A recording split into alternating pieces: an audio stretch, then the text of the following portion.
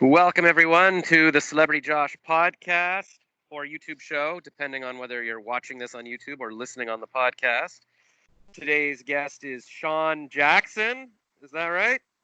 Yes, it's Excellent. correct. And there's a little bit of noise in the background. I'm sitting on my porch, and somebody's jackhammering um, their laneway there. So I'll try to cover my mic here, but if it gets too bad, I'll just go inside. I'm staying with my parents for now, and there's hardly anywhere in the house where I can record with some privacy and close to the Wi-Fi. So my apologies. And I'm in Ottawa. I think, Sean, you're in a different time zone. Are you in LA? I'm actually in Northern California, Sacramento, Elk Grove, which is in Sacramento County. So I'm in the Pacific time zone. So I'm 3 hours behind you. Right. So yes, I was like, I knew, because you were saying, it's 9 a.m. for you, so I knew it was. Oh, silence. Very nice. Somewhere in California. I just assumed LA. I don't know, because you're like an entertainment guy. But Yes. here? You know what? Hold on a second. I'm just going to put my phone there. Okay, I just put it on Do Not Disturb, so I'm not getting every Instagram message during this. See, where is it again? Elk something? Elk Grove, it's in Sacramento County Okay. in Northern California. And is that like a beautiful, idyllic place? It certainly sounds nice. It's nicer than most places. Oh man, you're very lucky to be there then. Yes, I am. Every single day, I always joke about California. We get about 300 days of sunshine here. Mm. So for the most part, you'll get about maybe 2 weeks of really bad weather, extreme weather, whether it's like really windy or cold or rainy. The rest of the time, it's nice. It's great. It's wonderful. Sun's out, having a good time. Yeah, that's Ottawa's right. It's nice right now, but in the winter it's very cold, which is nice too. It's cozy. You can skate or whatever. But yeah, every time I visit like California or Florida or something, or Costa Rica, I'm like, why do people live where it's cold? Like, if you can be where it's beautiful all the time, I don't know. I mean, so I got to work on getting my green card or something, and then come hang out there. Should we give quickly like a little description of your bio or whatever, so that people know like what you're working on? Sure, let's do it. Uh, So, yeah, go ahead. so for the past couple of years, I've been working as a screenwriter. Started out writing a couple features. One of the features called Clickbait, about a teenage high school senior. His parents own a little motel, and him and his best friend are just curious about girls. However, they get in some trouble when the parents leave for the week, leaving him in charge of the little motel. He ends up inviting a young girl over, who then sets up by planting a very bad computer virus on his computer servers, and she's blackmailing him for money. So it's a interesting concept. It's kind of like a dark comedy. That one was pretty funny to write. Another one that I wrote was about the insurance industry, called Junk in the Trunk. Young lady, she's working as an insurance adjuster. She's having a hard time with the job, got money problems. She goes out and she's doing her job. She pops the trunk as she's doing an inspection, and she finds, a duffel bag of cocaine. So she decides that she's going to try to sell that cocaine through a friend, get a quick payday. But unfortunately, the people that own the cocaine, they come looking for her, and these are not good people. So that one's Cool. aptly titled. What's that? I feel like that sounds a bit like, what was No Country About Old Men? Did you find a duffel bag of money? Or Yes. yeah, cool. That was it's funny. It is a lot like that. Unfortunately, this young lady, she's got to figure out how to get out of this mess. There's nobody that's coming to help her, Yeah. and another good little story. Thought it was really fun to write. Actually, I've got a book coming out. I've decided to write the novel on that screenplay as well. So that'll probably be available for sale on Amazon. Wow. Well, that's good. I've All got an right. Amazon influencer Other page, so I'll things put that it I'm on there. doing right now, I'm writing TV shows. I really like working on TV shows, things like that, um, and a couple of TV shows I'm hoping to be able to take to the market in June um, are more for the format that Netflix has. It's you get it 10 episodes. You make it so compelling that people can't help but watch all episodes in one setting, making it binge worthy. So Yeah. Wow. That's very cool.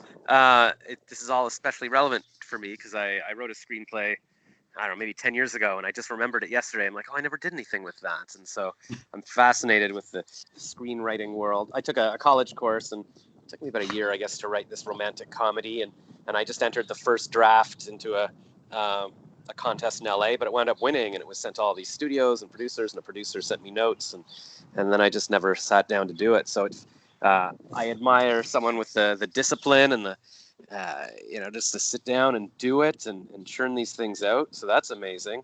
Um, and yeah, like how do you? Oh God, I got so many questions. Have you always lived in Elk Grove? Is that or is that a new thing? well, I've lived here in the Sacramento area for about 10 years, Elk Grove 5 years. Okay, Before that, I grew up in Houston, Texas. okay, Hot and humid. Oh man, and mosquitoes. yeah. But definitely miss the good cooking. And so And did you after move to? Sorry, go ahead. what's that? Well, after that, I decided to move out here. I just wanted to.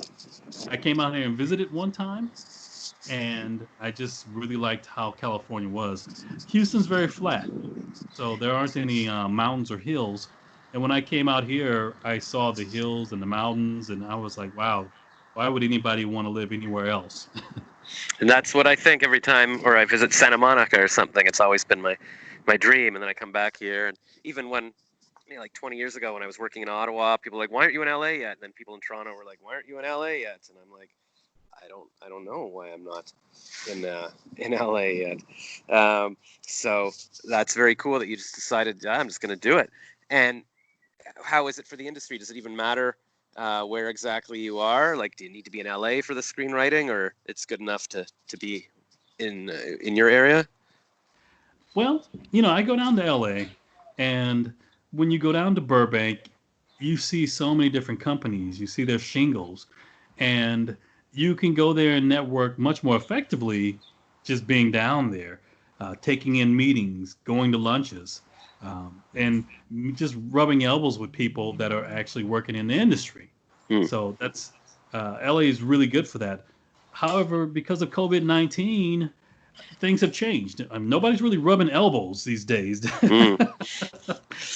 Yeah. So we're doing what we're doing now, and since people are doing more Skype and more what's that Team or these other type of services, Zoom. Zoom, Yeah. um, it doesn't really matter where you are at that point. You can kind of effectively market from anywhere. Yeah, it's interesting. I guess any question I ask like that has to be, well, it's either relevant to now or it's like, well, I meant 10 years ago. It's like, because everything's kind of different. Um, but I guess things are opening up again now anyway. So maybe things will change a bit. I think people are more like, you know what? We'll just have a lunch from 6 feet apart or whatever. But so yeah, I guess you're like, how long does it take you to get to LA? Do you drive down there for meetings? No, actually, it's actually cheaper and faster just to fly. It's like a little over an hour to fly down Huh? there to Burbank, and one-way flight, $80, depending on where Yeah. you're going. So I So guess as a screenwriter, it's not like, being an actor where you got to go to auditions every day and you need to be in Burbank or in that area. You can sort of do your writing and then come down when you need to drop by or whatever. it really depends on the job. I belong to a writing group, and a lot of things that people don't understand about being a screenwriter is you're working on a lot of these projects that these producers have.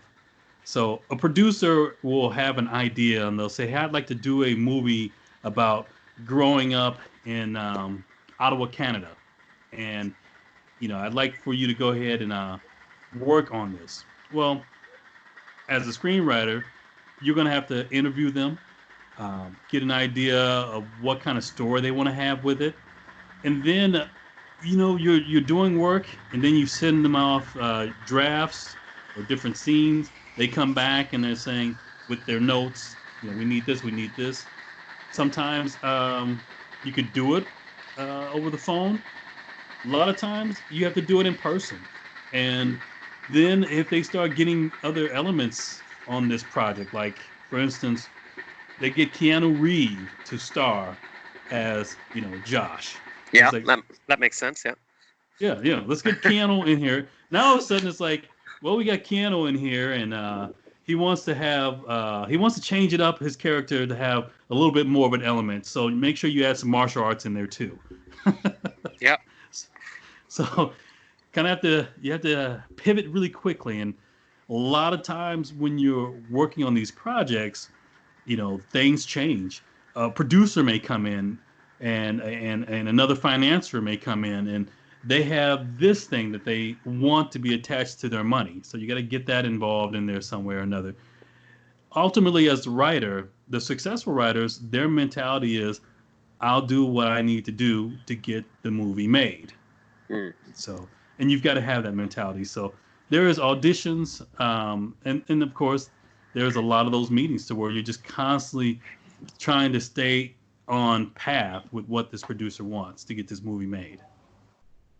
Very interesting. Yeah, okay, that's stuff I hadn't really thought about. Like, I always pictured it's just, you sit on your laptop and you write this thing for a year or whatever, and then you show it to somebody. And I don't know. Yeah, I didn't picture it as so active. And it's like, okay, this is what we're working on. Let's have meetings. Let's talk about which I kind of like more, because I like being around people and interacting. And I think that's why I never pursued the screenplay, because I thought, oh God, it's going to be so lonely. I'm just going to be sitting here for months typing this thing that might never get made. So I found that very hard. I was a copywriter for years, and one of the directors who came in to show his reel for a commercial, he directed like one of the Conan the Barbarian movies or something like that, or maybe he was I think the new remake or whatever. And I was talking to his assistant about maybe writing something for him, and they were like, yeah, you could write. They were thinking of doing, what was it, a TV show or something about advertising? Yeah, maybe like some kind of show that took place in advertising or something. And then I made the mistake of getting advice from people, like some woman I vaguely knew who was a producer, and she's like, "Oh, you should ask for more money," and so I don't know. Eventually, the guy was like, "Ah, you're too much trouble," and he just said, "Forget it." And now I'm like, that was kind of a chance to break into Hollywood with a director. What the hell was I thinking? So I've got a lot of regrets like that.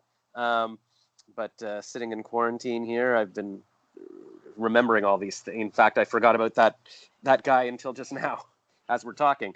So, I'm hoping that I can still pursue things like that and sit down. So this is all very inspiring. How did you get into screenwriting? It's funny. I used to work for a guy back in 1997. We were working as executive recruiters, and he hired me. And during our breaks, from just basically hammering the phones, trying to recruit and find people to fill these positions, we talk about movies, we talk about different TV shows, and we thought, man, this would be great if we could do that for a living. And then that was pretty much it. After I think I was there for like 6 weeks.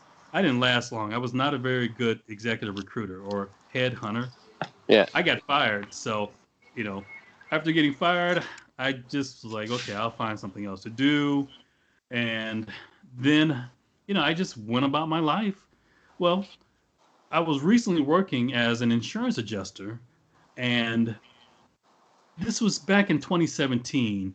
I'm out in Denver, Colorado, doing a catastrophe. Wait, did we just fast forward 20 years? Oh yeah. Okay, all right. So you didn't get fired from that and go right into screenwriting. You became an insurance adjuster. Oh yeah. This is economy of time as a screenwriter. You can't just. Yeah, yeah. So we just But we just fade it to black, and it says 20 we years just later. Okay. 20 years later, here we go. So, Yeah. so now I'm working as an insurance adjuster, and I'm out there in Colorado Springs, I believe. And I'm watching Netflix on my computer. It's I'm exhausted, tired, sitting back, just there. And I watched the TV show, and at the end of the TV show, the name I just remembered was Bill Dubuque. And I'm like, you got to be kidding me. Is this the same guy I work for? Sure enough, I go to IMDb Pro, and it's my former boss. So he actually went and did something with it. Um, he still worked as a headhunter for another 10 more years.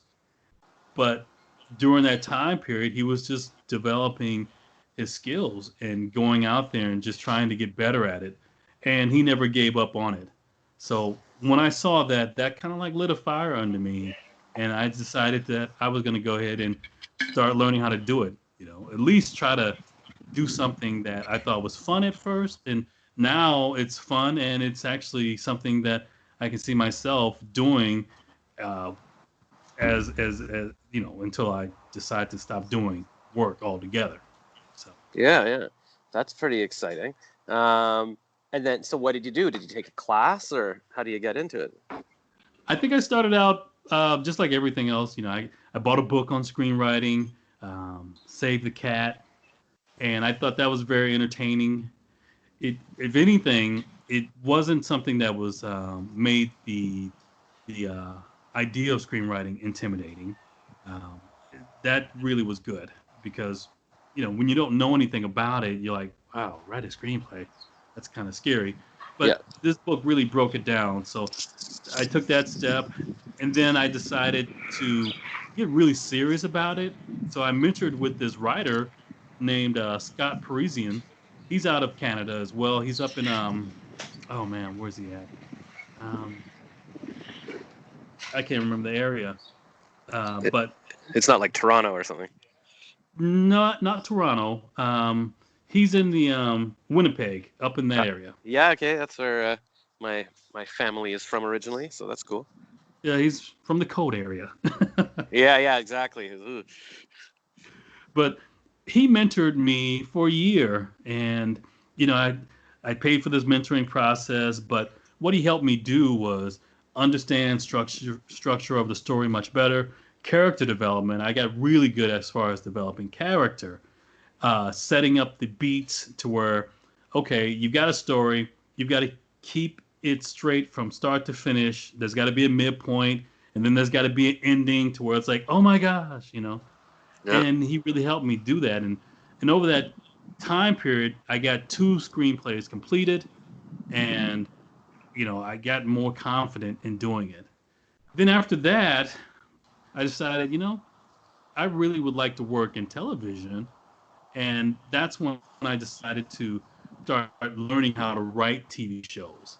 And what I like about television is a lot of people work in a group when they put these episodes out. It's not like how you write a feature. With a feature, it's pretty much you and maybe another guy, but when you're writing in television, you can have a team of writers working on that project, and you guys can bounce off ideas off each other and learn that way. So, if you like that type of environment, then TV is really good. Plus, another thing that I like about TV, you can tell a story over a course of 10, 12 episodes. You could tell a story over 5 seasons. Whereas with a feature, you've got a limited amount of time and a limited amount of pages to tell a story. In a feature, you got about 110 pages on average to tell your story. Not with TV.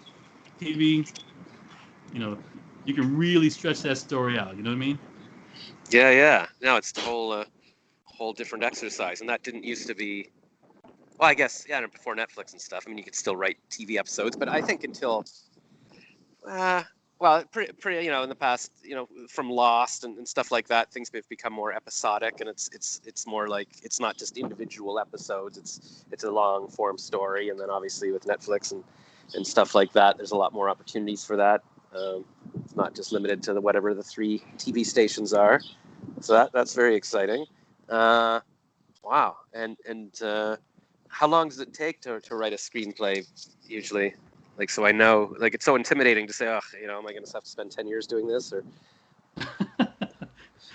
Well, the truth is, you can write a screenplay. You can knock a screenplay out in a weekend. yeah, that's Now, what I heard. Isn't that the story that Rocky was written in a weekend or something? yeah. Yeah. Now, what you complete over the weekend and what you've seen at the movie theater, those are two different things. Yeah, yeah, Okay. By the time it gets to the movie theater, it may have gone through many different drafts. yeah. Okay.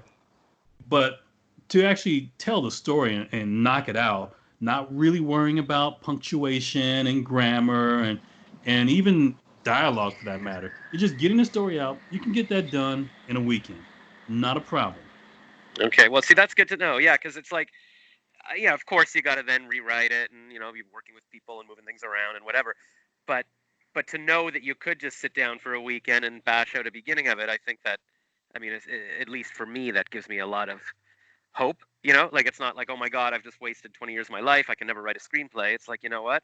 I could sit down and write the next, Woody Allenish type movie this weekend, and then start showing it around to people. So that's very inspiring. But yeah, okay, I cut you off.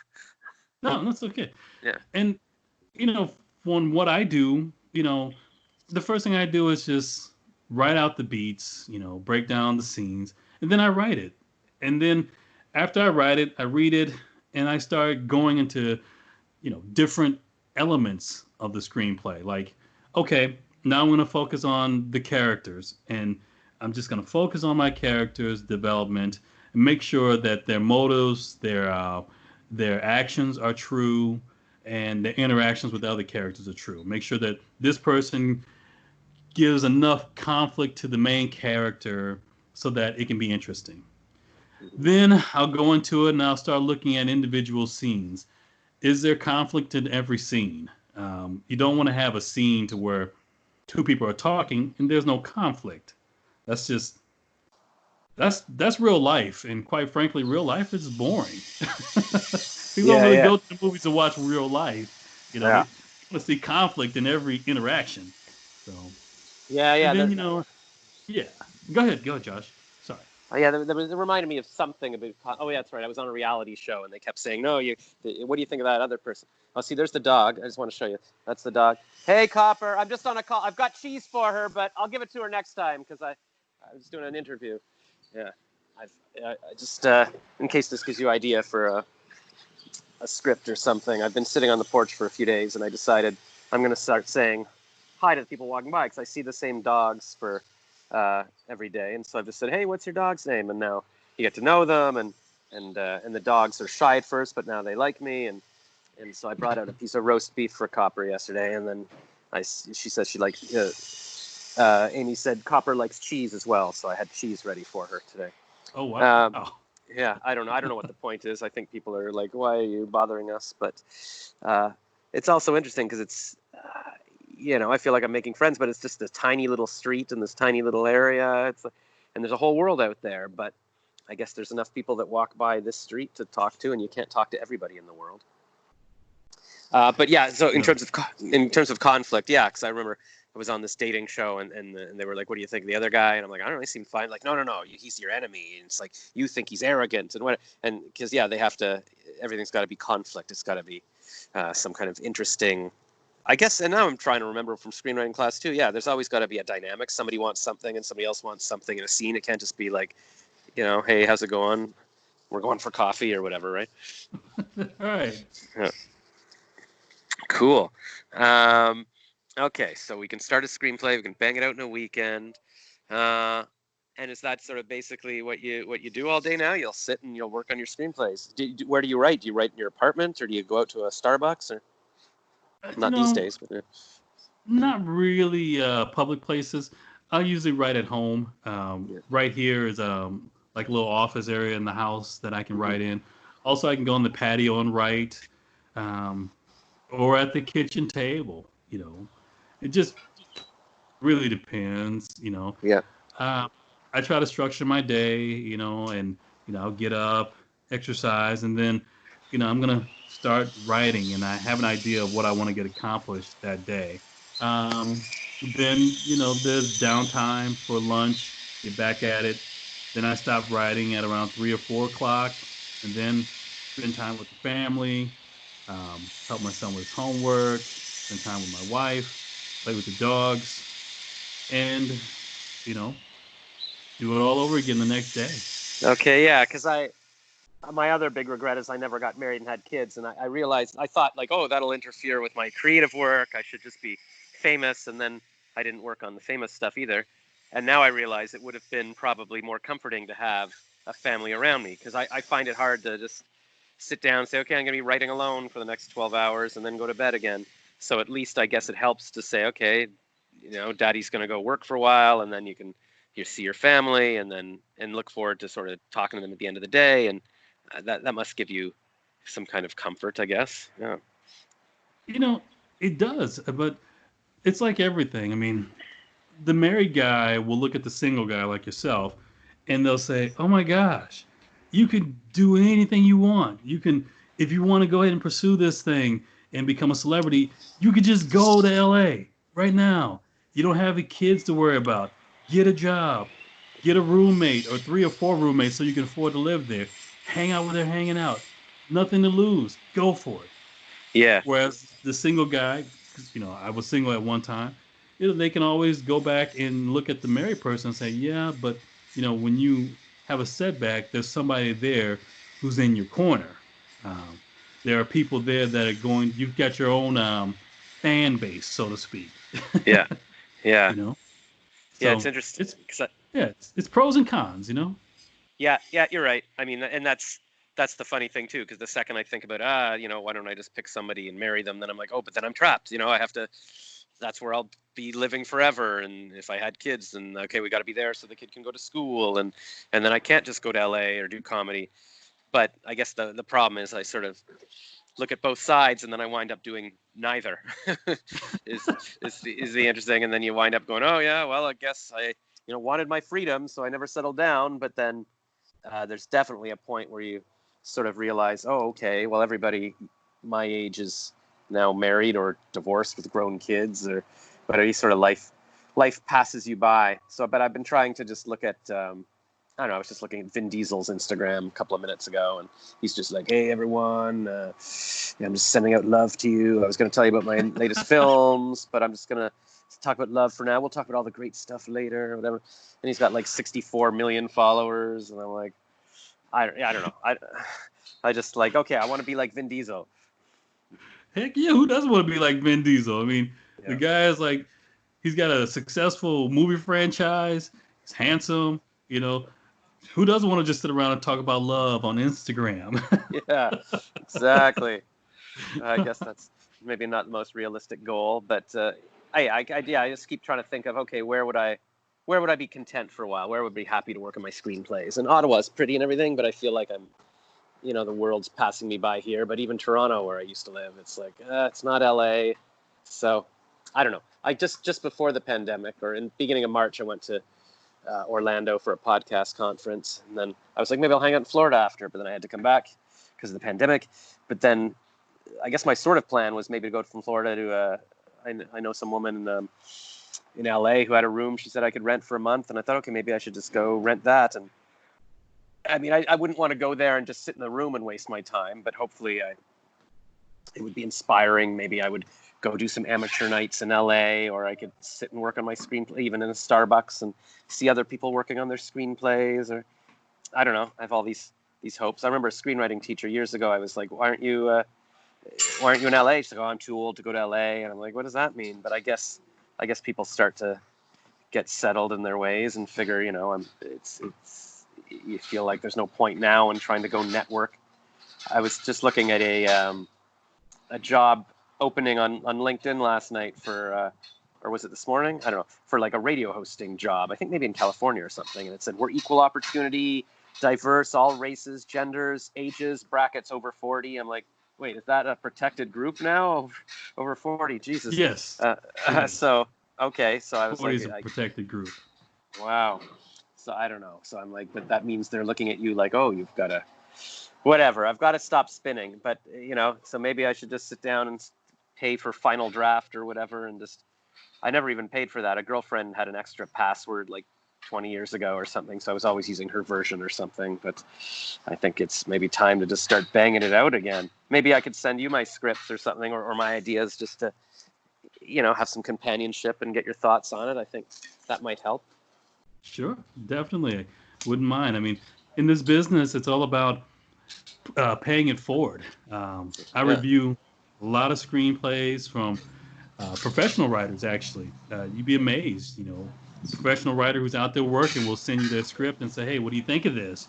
And they want your honest opinion, because a lot of times there are things that make sense in your mind, but then all of a sudden somebody else reads it and they're like, did you consider this? Or I don't quite understand this. Or maybe maybe you need to strengthen this little area, you know? Yeah. Yeah. Definitely do. And people do it for me all the time. Man, I love when people give me feedback. Oh my gosh. Because if they can find something, then that means that I can get there and improve it. If they can't find anything, it doesn't mean my work is perfect. It just means I got to go and keep looking for someone that can find something that I can improve.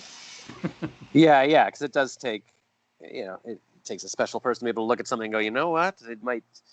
I can see a problem, or I see an opportunity for something, or I can see a different idea there. Like it's not easy to do that, right? Most people would just look and go, yeah, it seems fine. I don't know. Right. So that's very cool, and it's nice that they're taking the time to do that, because I think most, it takes a while to read a screenplay, so to invest, all that time in somebody's thing would definitely be an investment on their part. So that's nice that everybody's helping each other out. Cool. All right. And have you been doing these other, because I think we met on Lunch Club. Have you been doing other Lunch Club meetings and met some interesting people? This is my first lunch club meeting, actually. Oh, cool. And it's funny. I got the invitation from, oh man, what's that gentleman's name? And I wanted to remember his name, but he is a very successful producer. He produced the movies House Parties. I saw these movies growing up in high school with Kid and Play. Yeah. They were throwing the house party when their parents were away, and it spawned a successful franchise. Reginald, what's his last name? But he invited me to come to Lunch Club. He thought it would be good, and so I was very honored that he sent that invitation out. Yeah, very cool. Well, I'm honored to be. And one thing I want to say, Yep. If Morgan Freeman had thought like a lot of people think, where maybe time has passed me, we wouldn't have Morgan Freeman. I mean, that guy was 50 years old when he started his first movie. 50 years old. Really? What was he doing before that? He did a lot of public broadcasting work. He did some acting work. When I was a little boy growing up, he was on this TV show that came on right after Sesame Street called The Electric Company. Yeah. They had Spider-Man on there and stuff. Had Spider-Man, and he was one of the regulars on that show. So I had always remembered who he was, because when I saw him later on in life, I was like, oh, it's the guy from the Electric Company, Yeah. But, he didn't start in his first movie until he was 50 years old, Cool. And then you have another comedian like yourself, Robin Harris. Robin Harris, he's passed away, but Robin Harris, African-American comedian, hilarious. Probably one of the funniest guys that came out of the 80s and the 90s. He was out there, and some would say that it was a little later on in life that he finally broke out, but he did break out and just never gave up. Then you have people like Bernie Mac. I remember Bernie Mac when Bernie Mac was just doing his comedy shows. He didn't really break out until probably his late 40s. And that's when he had his TV show on Fox. And he was mainstream at that time. But, when I saw the Bernie Mac show, I was like, oh, it's just Bernie Mac. He was a familiar face. He didn't really break out until later on, but he didn't give up. And my point is, you don't really have to be, newly minted 20-year-old with a screenplay to make it in the business. You know, Bill Dubuque didn't actually get his first screenplay done until he was like in his late 40s. You know, so Okay, so that's good. Yeah, because I remember, I think, I can't remember where I heard this, but maybe it was my screenwriter teacher saying too, like, it's tough. Nobody wants to buy a screenplay from someone over 40 or something. And, at the time I was under 40, but I was like, really? Like, I don't know. But I was saying that to a friend yesterday, and we were like, well, but why would that be? Like, how do people even know how old you are, first of all? And what difference does it make? They're not like, it's just words on a page. So, yeah, I think with the internet now and all that, I think you can build a brand pretty fast, right? You could do something that people like on YouTube, and in a week suddenly have all these subscribers. And I was thinking maybe for my screenplay, I could do things like, I don't know, maybe recording little table reads with people and put that on YouTube, or film little skits or like little scenes from it or something with my phone. Like that would break it down for me into little chunks and give me like immediate gratification rather than just having this script that I have to stare at. So I think there's different ways to do it now too, and to constantly get feedback. And I guess it's just all about being in an environment where you feel comfortable and like Elk Ridge or wherever it is, and some Elk Grove. Elk Grove. Yeah, cool. All right, well You got to that's stay all. empowered. Yeah, you got to stay empowered. If you don't put yourself in an environment to where you're empowered, then you're gonna hear the little voices in your head that are gonna make you doubt yourself. And we all have these voices. Um, Man, these voices will just challenge you. They will point out things like, look at you, You remember when you used to look this way? Now you look this way. Or, Yes. are you sure you want to do that? Do you remember back in the third grade, you decided to try out for hockey and you got hit in the face with the puck?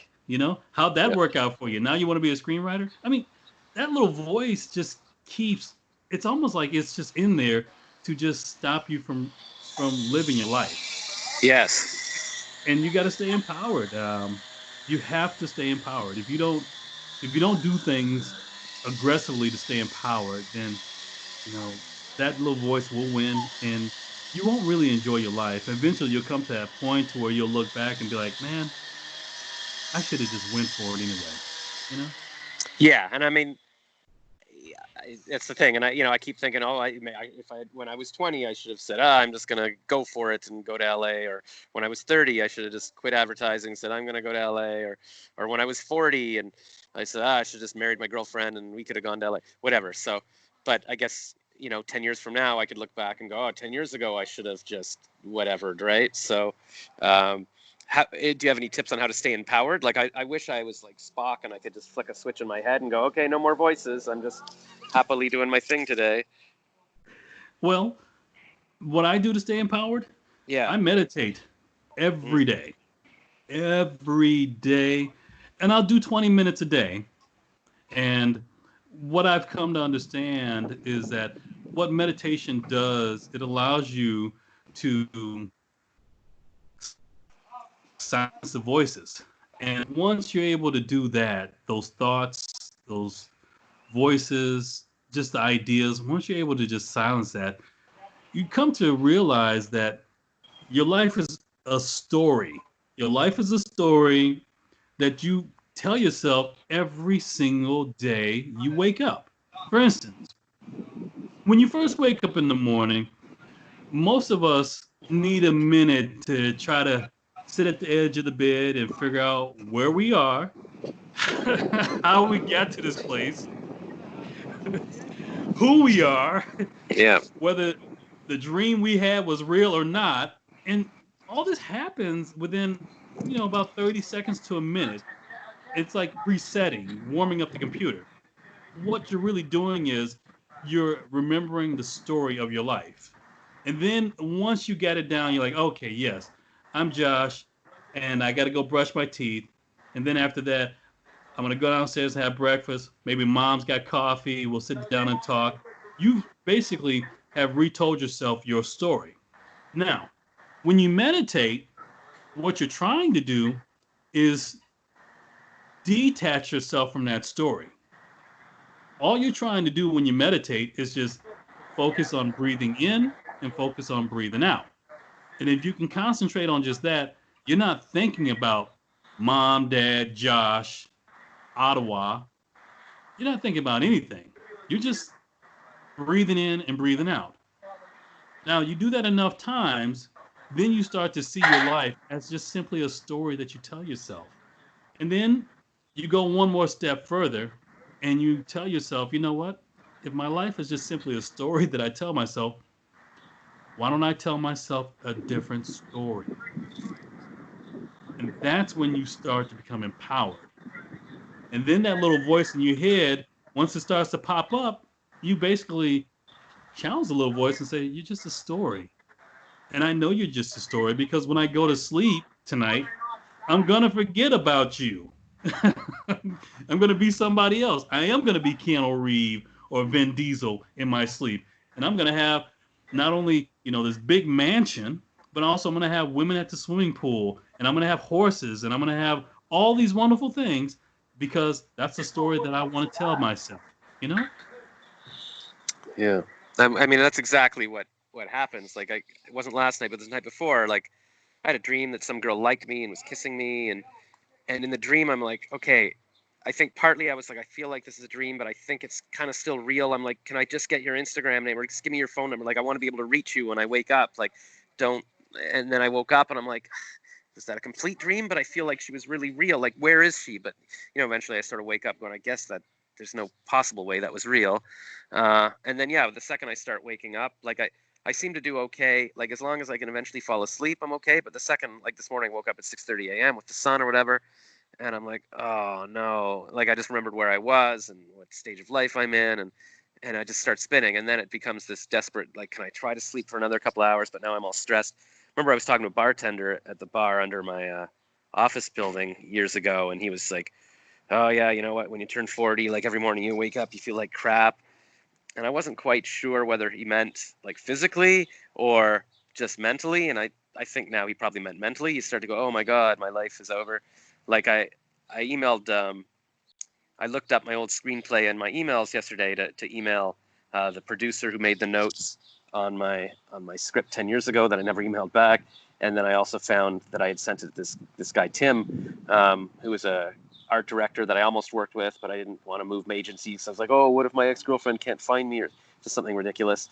And he said, hey, I'm sorry to hear about this guy, David, this producer in Toronto. I was like, what? And I Googled and like, he just died. I know there's articles about him from 20 hours ago. And it said that he died at 42 and it didn't say cause of death. It just said, let's all be kind to each other. And it just made me think, yeah, that sounds like a suicide. I don't know. Oh, And I don't know. And I'm like, yeah, I get it. So yeah, no, I mean, I totally relate. It's the whole story you tell. I think I've heard that from other people. I don't know if it's Tony Robbins or whoever about, the stories we tell ourselves, and you can switch the story. So hopefully I can definitely try doing that. Like meditation, I've never tried. It terrifies me because I always feel, even the second I start to feel not awful, my brain goes, wait a minute, don't you remember this or what you regret or whatever? Like, don't forget that because you have to hold on to it. Somebody just commented on LinkedIn saying, she's seen this especially with comedians. They feel that their pain and their suffering is something they need because otherwise, what are they going to be funny about if they can't comment on, their pain and stuff? And she's like, can you relate to that? I'm like, yeah, I've always felt like, well, first of all, I felt like, what if I get a girlfriend, then I can't do comedy about dating anymore, and all my comedy is about dating. And then my other thing was, yeah, like if I stop being neurotic or worrying about things, what am I going to make jokes about if everything's okay? Which is probably crazy. You can, clearly you could have done comedy about family or whatever, and also, especially now, I mean, you see all these dads dancing with their daughters on TikTok or whatever. Like, I mean, my right. kids could have been I could have had Jaden and Willow Smith, and those could have been my kid. Like, it's the opposite of oh, you can't do your comedy. So I keep looking for, well, is there anybody single left? Even Leo DiCaprio's having a kid. I'm like, I guess Bill Maher is the only guy I can say, well, he's a single guy who doesn't like marriage. I don't know. But yeah. All right. Did you learn to meditate any particular place? Do you have to Google how to meditate? Oh gosh, I've been meditating since I was in the seventh grade. Oh, wow. Okay. Yeah. So you So just, yeah, you learned your thing, but I'm sure I could look it up. I think I mean, and there's plenty of Instagrammers that will teach me to meditate, I'm sure. Believe me, there are plenty of books on Amazon, Yeah. Instagram. They will all show you how to do it. And I don't know if there's necessarily a movement of meditation, or maybe we just have more access to uh, various different diverse ideas, which make us believe that there are more people Hold out on there. one second. This guy just opened oh my God. That's not. Yeah, I guess we'll wrap this up soon. That's probably a sign to do that. But sorry, you were saying that there's books on Amazon. Oh, oh yeah, there's you can find books. You can do Audible books. There's really no wrong way to do it. Some people sit with their eyes closed. Some people stare at a candle when they do it. Just whatever works well for you. You're just trying to what you're just trying to do is just slow down your thought process and then eventually look at it from an objective point of view and just say, I could choose to think this way, or I could choose to think another way. And just realize that you really have control over your mind. I mean, your mind is really a tool, just like your eyes, your nose, Mm-hmm. your heart. They're tools. You're not your mind. Your mind is basically the story that you tell yourself. Heck, Yeah. here's the thing that's really interesting. Some scientists don't even believe that whole thought of personality really doesn't exist. It's just something that we make up. There's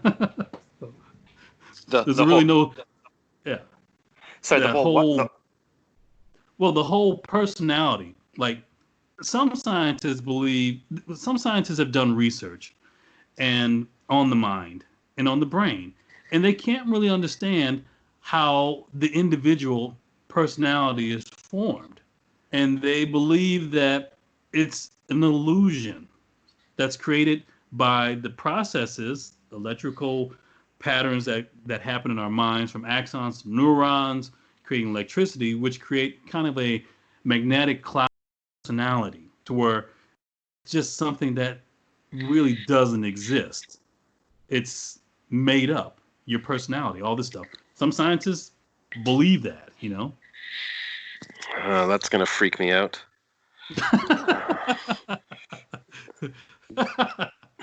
But I can see how you definitely, I keep telling myself, like, for a minute I'll be like, oh my God, why did I go into advertising? I should have been a university professor.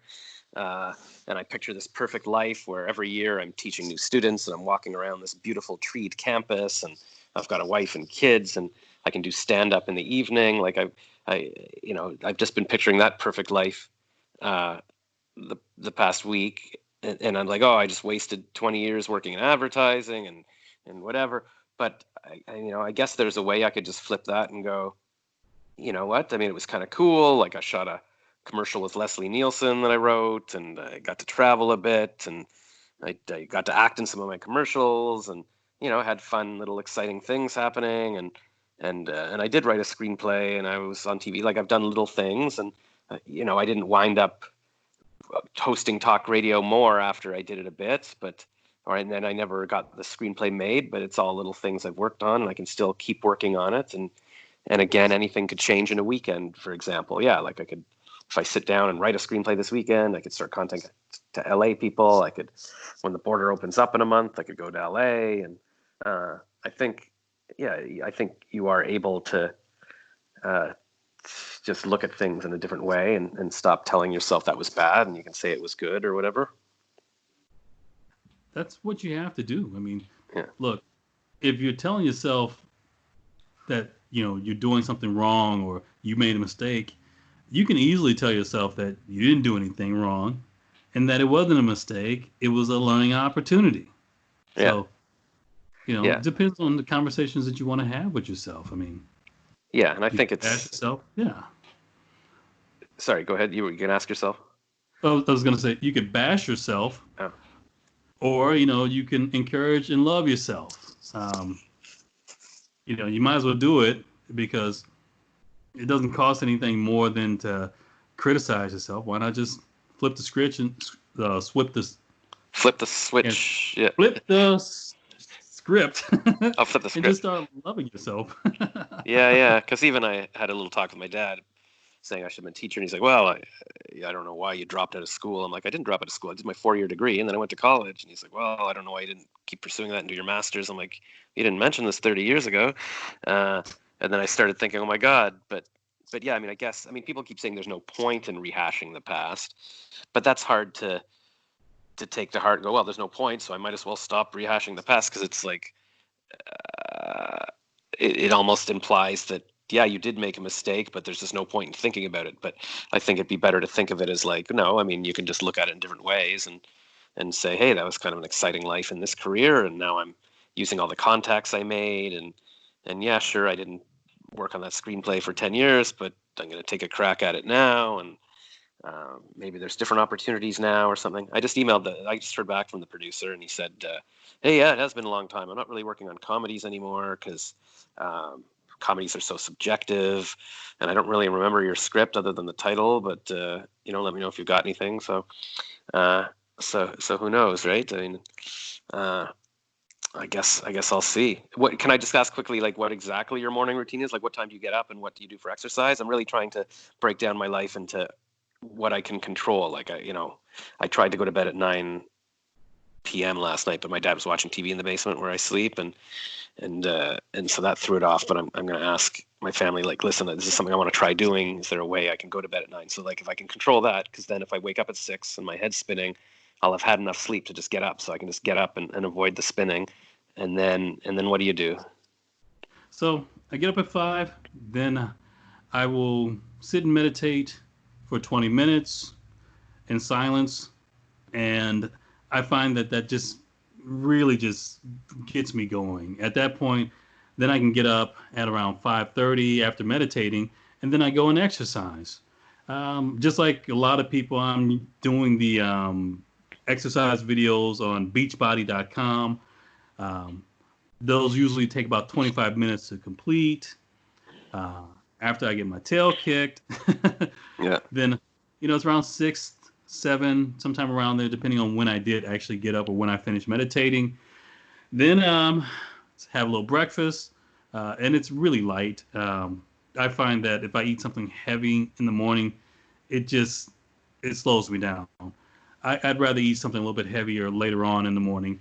Yeah. Then I'll sit down at the computer, um, and there's always something to do with my writing, like working on episode descriptions, developing characters, things like that. And I'll just hit it hard for about 3 hours. A lot of times when I'm working, I'm not really trying to make it perfect. I'm just trying to get it out of my mind onto the page. And then I can come back later on in the afternoon and start polishing it and making it better, you know? Mm-hmm, mm-hmm. Yeah, I think that's what we have to do with anything. It's better to just get it down there, just type, just bash it out, and then you've got something to look at and make improvements on. Otherwise, you'll never start. Yeah. Oh, are you still there? Oh, are you still there? I Yes, I don't hear. am. Oh, sorry. Did you hear what I was saying? Yeah, I was just saying it's important to yeah, just start typing and get it down there, and then you can look at it rather than be like, okay, this is gonna be the perfect thing I'm writing. Yeah. Exactly. Yeah. And I was going to say this, Josh. You know, if you about what you want to do, if you feel strongly about it, or if it's something that you just keep finding yourself going back to, or you just can't let it go, or it's nagging you, then that's a clear indication it's something that you should be doing. You know, it Yeah. really is. It really is a clear indication. If you've had success doing something, like I looked at your Facebook feed and some of the people that you've interviewed, some of these celebrities, you know how hard it is to actually get on a red carpet. you Yes. know, you know how hard it is to get these people to talk to you.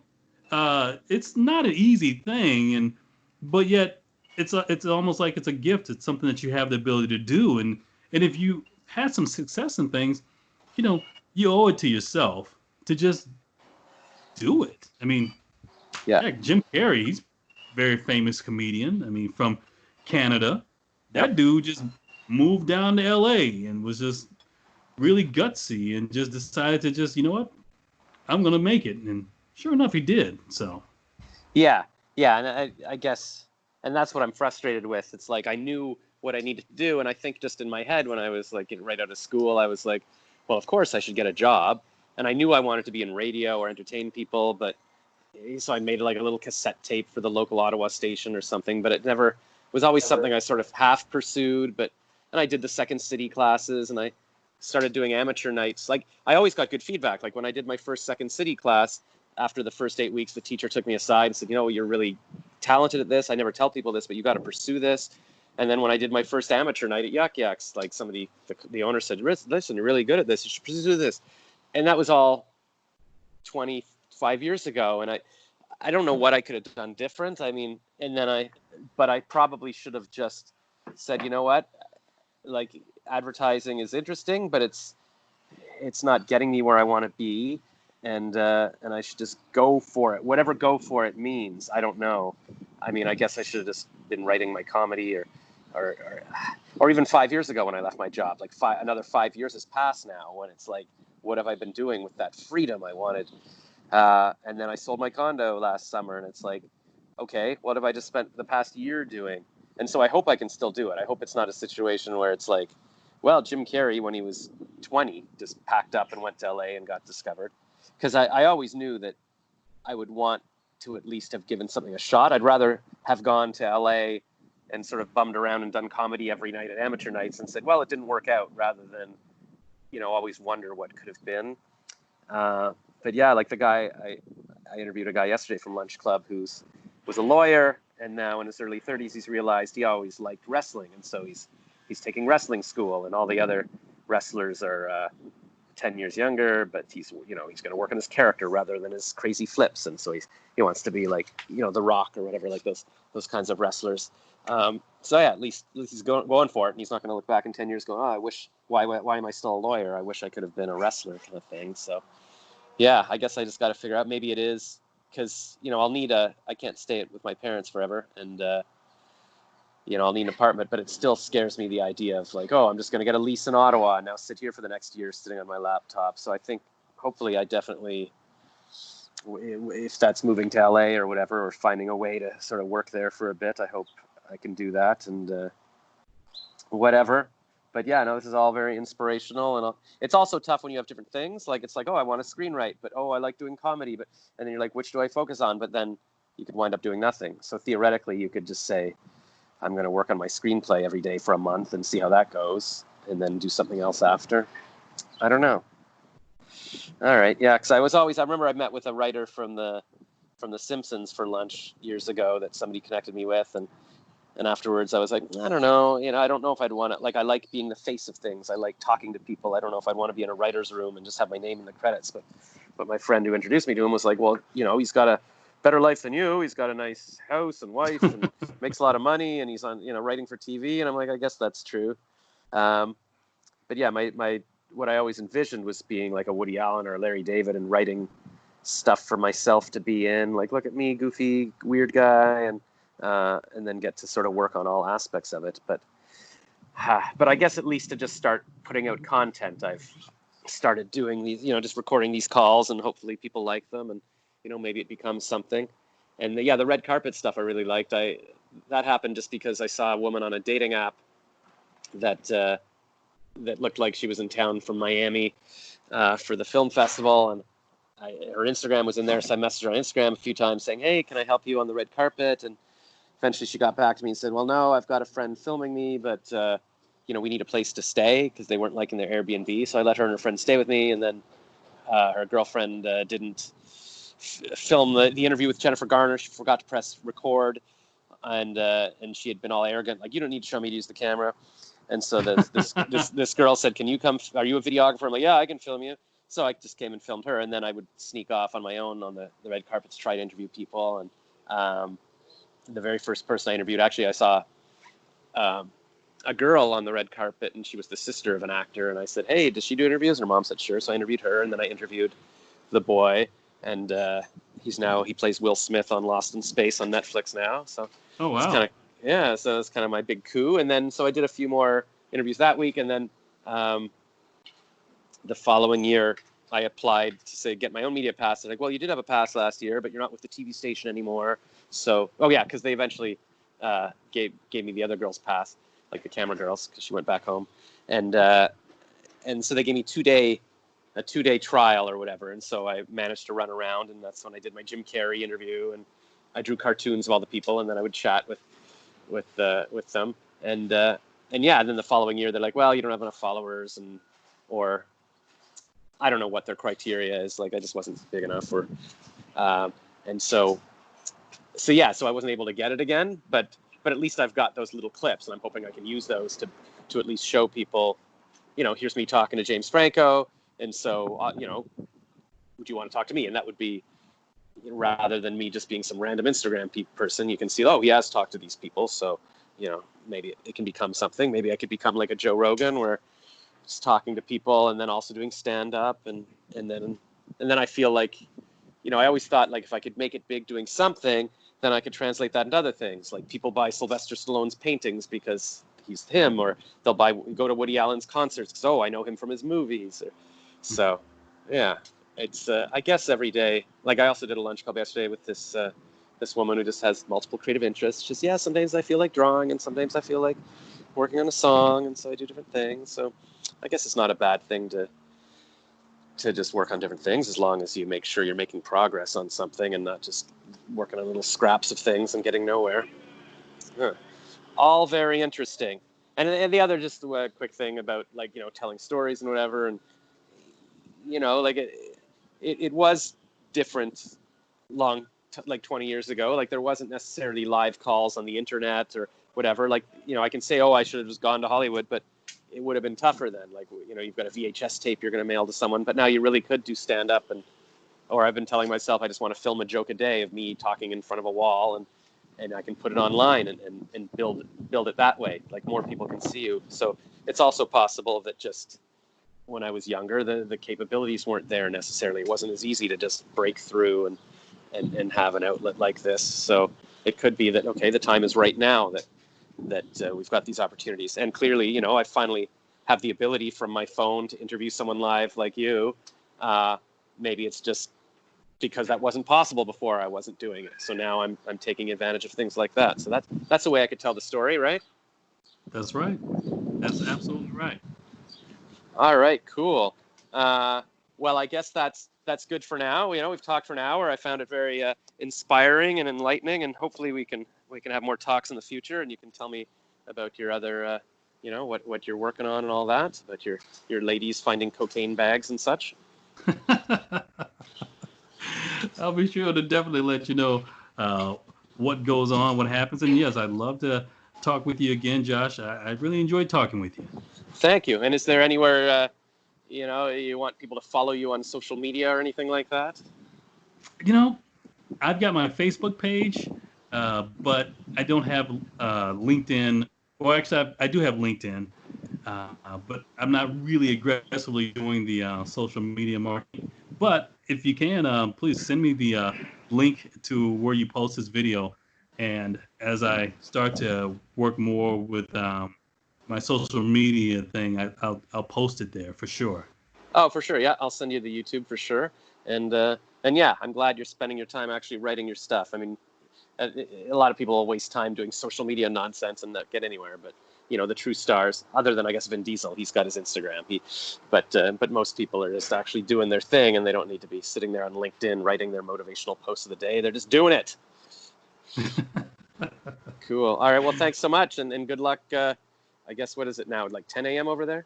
Oh no, actually no. I'm not. About 10 to 11.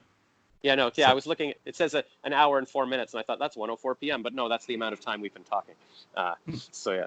All right. Well, good luck, and yeah, we'll talk again soon. Thanks for being on Celebrity Josh, Sean Jackson. Thanks. Talk to you later, Josh. Bye.